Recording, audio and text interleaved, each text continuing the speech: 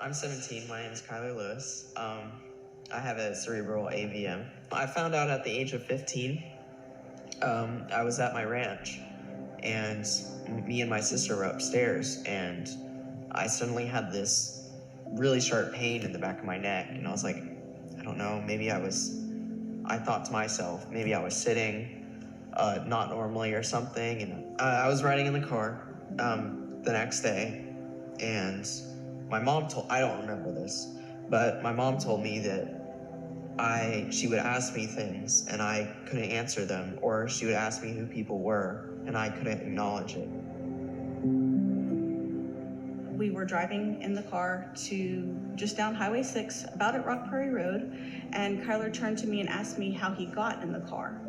And I said, well, what do you mean? We were just talking about it, we're running some errands. And he goes, yeah, but was I asleep? How did you put me in the car? And I said, no. And he said, I'm gonna throw up. And I later found out that was because of hydrocephalus, which is swelling in the brain. But at the time, I had no idea. And so I pulled over, and we were very, very close at the time to the local doctor. So we went to the local doctor, and at first he said that Kyler had a migraine headache and that I should take him home and put him to bed. And my husband and I talked about it, and we didn't think that it was a migraine headache. It just didn't feel right, in our heart that was what was wrong. And so instead, after our conversation, I decided to drive to Texas Children's in Houston and just get a second opinion. He didn't know where he was. He couldn't remember anything for more than a couple of seconds. And they acted like my son was on drugs. And I kept telling them, you don't understand, that's not my kid. My kid's not like this. They were like, oh, pee in a cup, And I'm like, no, there's something really, really wrong with him. And they said, okay, well, if you insist, we'll do a CT scan. And they did a CT scan, and within like 5 minutes, everybody was just rushing in all around me. And they said, I'm looking at them going, what's wrong? And they said, your son has a mass in his brain, and he needs emergency surgery. And that's kind of how our story started. It's just like falling asleep and like in my bed, and then waking up and I'm in, not my bed, I'm in a hospital bed, and there's tons of doctors around me and machines, and I'm hooked up to everything that you could possibly be hooked up to. And you're strapped to a pole with a plastic tube coming out of your head. It's crazy. When they told me they had removed part of my skull to put a tube in, I was like, no, they didn't. This is ridiculous. I was fine. Y'all gave me Tylenol, right?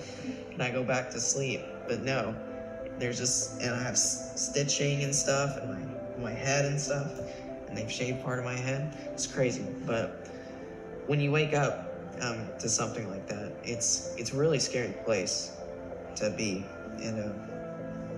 not having your family all around you, right?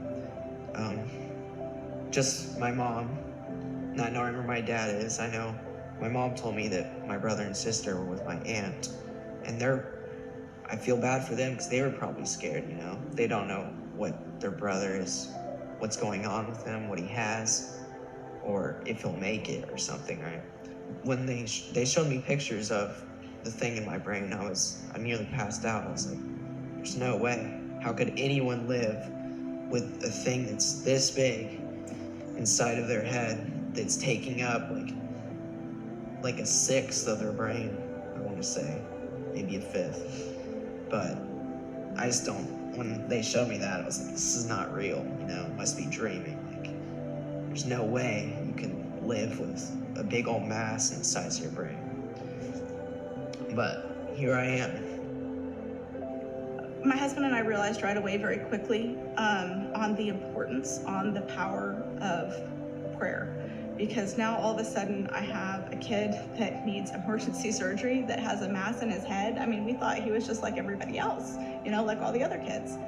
And so we started a page on Facebook called A Cure for Kyler. And the reason for that was because we knew that we could not get through this on our own at all. And we needed help And in particular, we thought that the more people that we had that could hear about Kyler's story, the more people who would be able to pray for him and help us get through, this situation that we didn't even know, how it was gonna be, or still we don't know, but it is a time in life where you know that you need help and you can't do it alone, and having people pray for you and knowing that there are people that really care just can make the situation a whole lot better. I think it's good for everyone to pray for each other, because I know that prayers really helped me go, especially when people let me know they were praying for me. Because, think of it, when one person prays for another person, you already know that that's gonna help a lot. But I have like 1,500 people praying for me.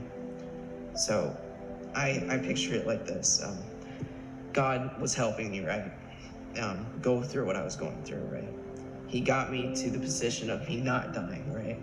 So, and then all these people come in and pray for me, and he turns around and he doesn't remove anything, like my ability to walk or see. So that's how I pictured it.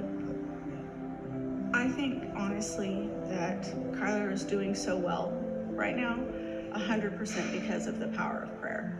I just don't see how he could be where he is right now without so many people praying to God and God listening and saying, okay, you've got a prayer warrior army behind you.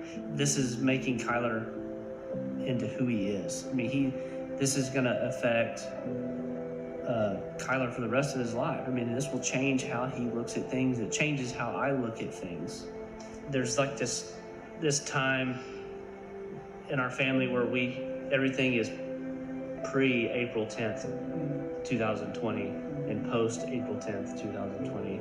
Because it's like, when you deal with any sort of thing that's traumatic, or if you lose a family member, it's like, what was it like before maybe the family lost that family member, or before mom had cancer or whatever.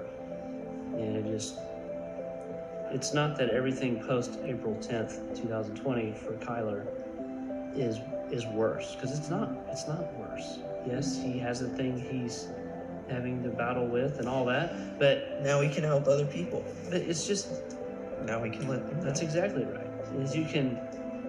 It's perspective, right? How you look at things and how you want to move forward. And Kyler can be there for other families. Yeah, and Kyler does it. He kicks butt. I know. He talks to, he's so good at talking to other people that deal with this and say, look, I was in your shoes, a year and a half ago or whatever, and I know what you're going through, and you gotta, be strong. You gotta stay positive and be strong, and say prayers and fast for prayers, and God works in. He has a plan for you. Yeah, he does have a plan for everyone.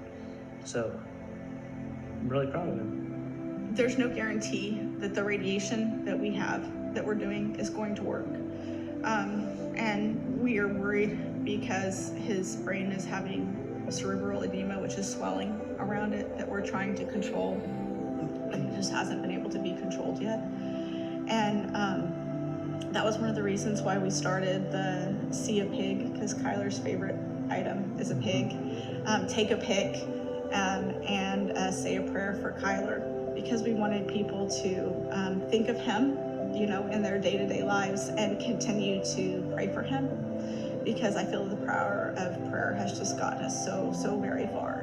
I would have never thought that my son would have been able to start his senior year of high school at CSHS.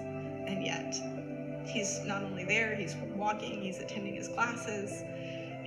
That is a huge miracle. If you read about brain AVMs, and especially after a rupture, that is a huge miracle, and that is the power of prayer.